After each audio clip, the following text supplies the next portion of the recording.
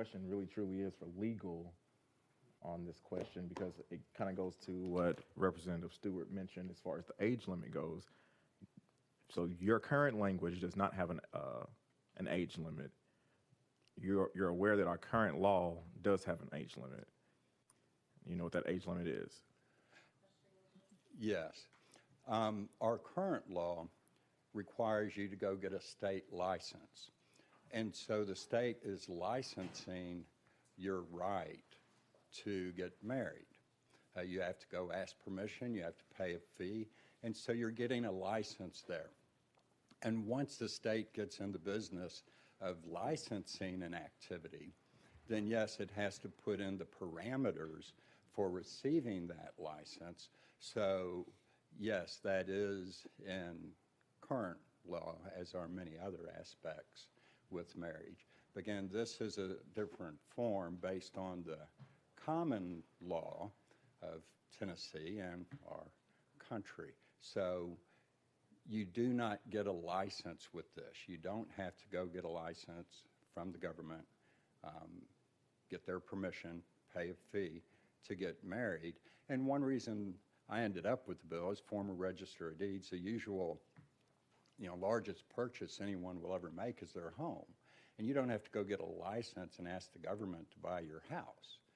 That's just a contract between two individuals.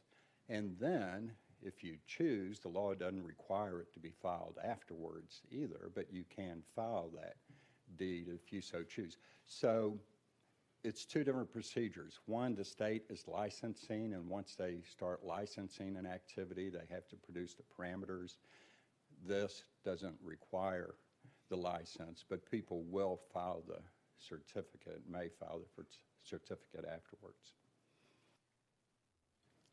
And is this an in-person request that has to be made, or can this person do this over online, or how's this?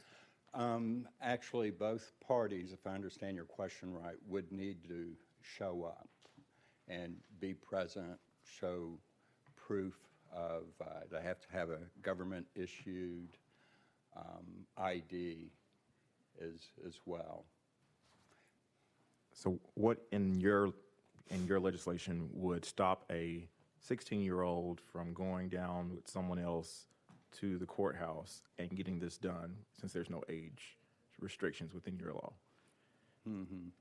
Again, I believe the way this legislation would be construed with the courts and based on the common law pathway, I think it would be construed that minors would not be able to enter into this. So it would be assumed? Contract. Assumed. So we're going to take the assumption that they would not include minors in this. Well, everything on every bill up here, there's a bit of an assumption because we never know what court will say what on anything. But generally, I think it's a mistake if we try and base our decisions on what a court may or may not say. Thank you. Thank you. Okay.